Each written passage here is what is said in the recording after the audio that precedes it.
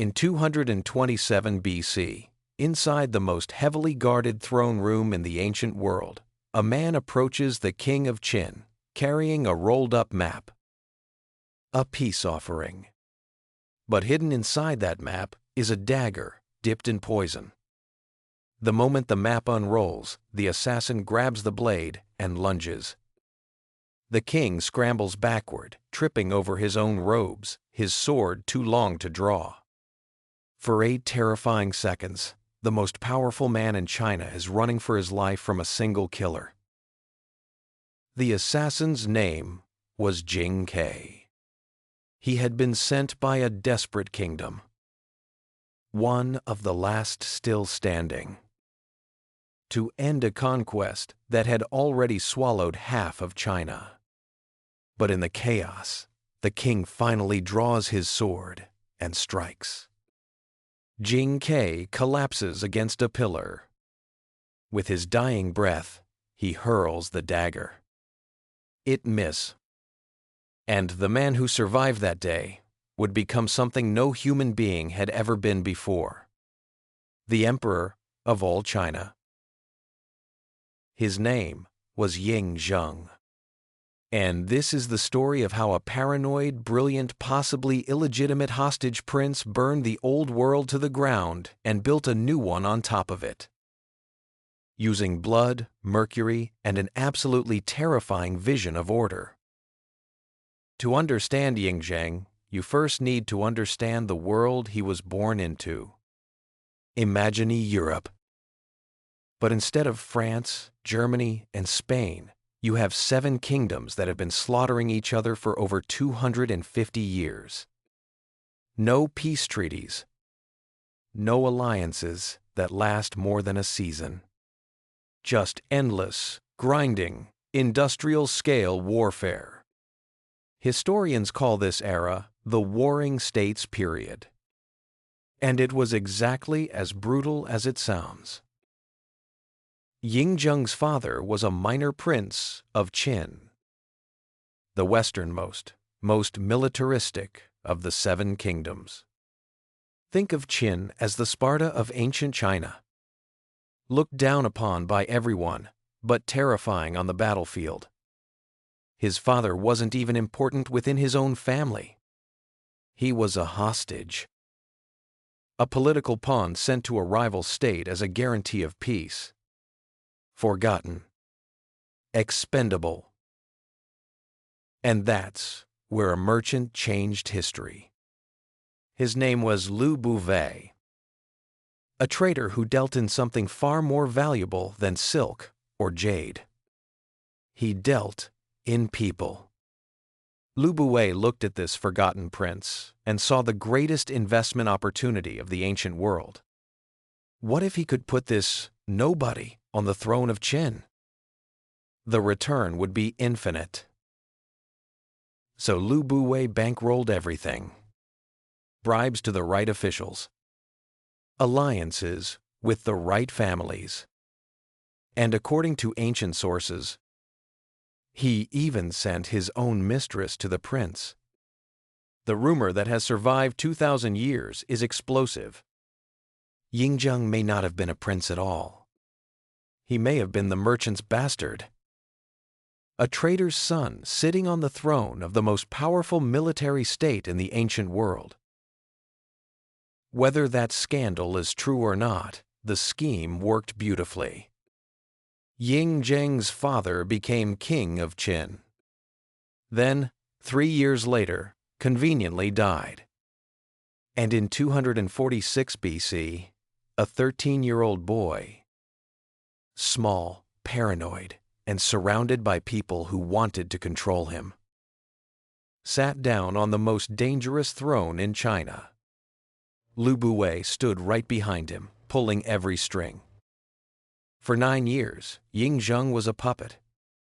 Lu Bouvet ran the government. The Queen Mother ran the palace.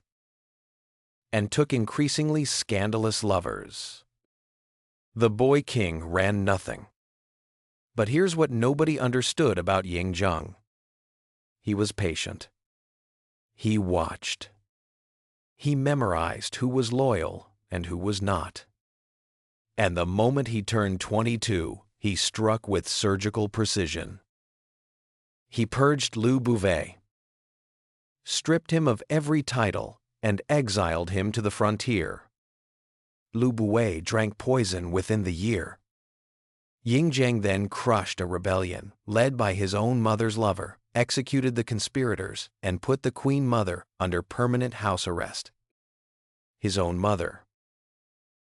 With no one left to control him, Ying Zheng turned his gaze outward. 6 kingdoms stood between him and something that had never existed before. A single unified Chinese state.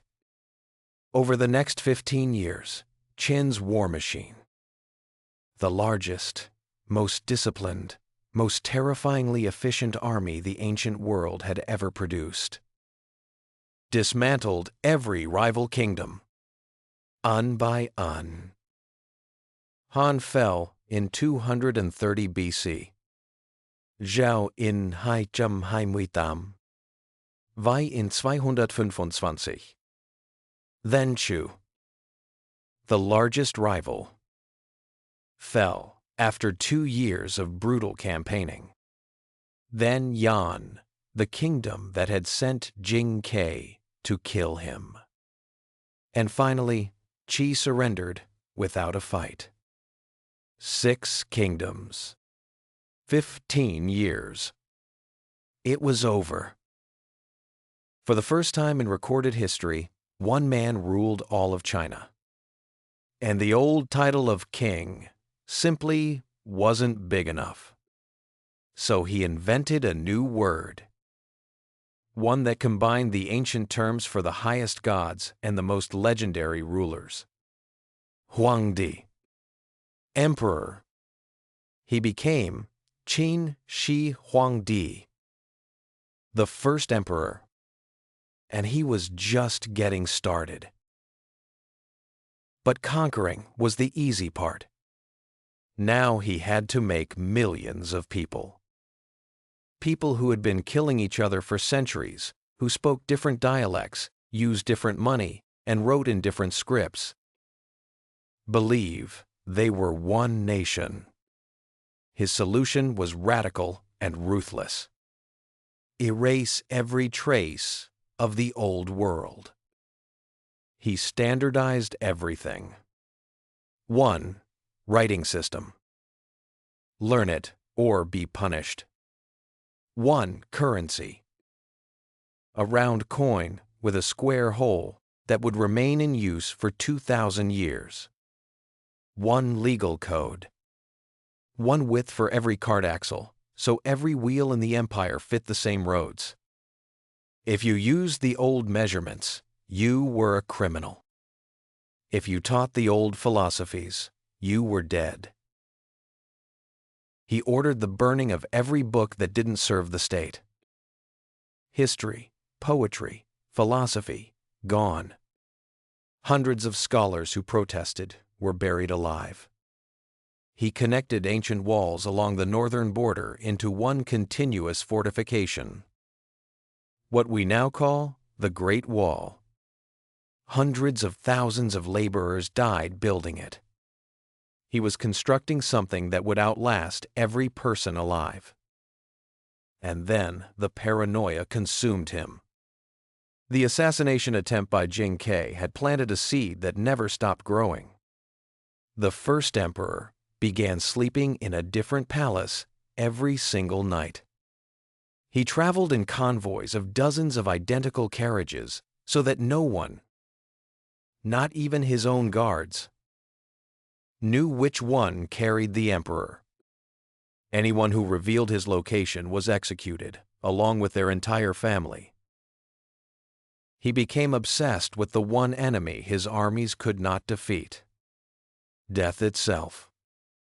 He sent fleets of ships across the Eastern Sea to search for the legendary islands of the immortals. None of them ever came back. He swallowed Mercury pills, believing they were the elixir of eternal life. The very substance he trusted to save him was slowly destroying his mind and poisoning every organ in his body. And deep beneath a mountain, he built his final masterpiece. A tomb, the size of a city. Ancient texts describe rivers of liquid mercury flowing through a miniature replica of his entire empire. Every river, every sea, even the constellations painted on the ceiling. 8,000 terracotta warriors, each with a unique face, stood guard in the darkness. A silent army for an emperor who believed he would rule even in death. In 210 BC, during an inspection tour of his eastern provinces, the first emperor died inside his carriage. He was 49 years old. The Mercury had finally finished its work. His most trusted advisor, terrified of the chaos that would follow, hid the death. He packed cartloads of rotting fish around the imperial carriage to mask the smell, forged the emperor's final decrees, and placed a weak, controllable son on the throne. It was the worst decision in Chinese history. Within 3 years, the empire Yingzheng spent his entire life building was engulfed in fire. Peasant rebellions erupted across the countryside. Generals turned on each other. The entire royal family was slaughtered. The dynasty that was supposed to last 10,000 generations collapsed in just 15 years. But here's what makes this story extraordinary. He actually won. Every single dynasty that came after him, for the next 2,000 years, copied his system. One emperor, one writing system, one unified state. The China that exists today, with 1.4 billion people, it's still running on the operating system that Yingzheng installed in 221 BC. He didn't just build an empire. He programmed a civilization. Next time on Eastern Epics, the empire shatters, and 2 men rise from the ashes. A ruthless aristocrat who fights like a god, and an illiterate peasant who drinks like a fish. Only one of them becomes the next emperor. Subscribe now. You don't want to miss what comes next.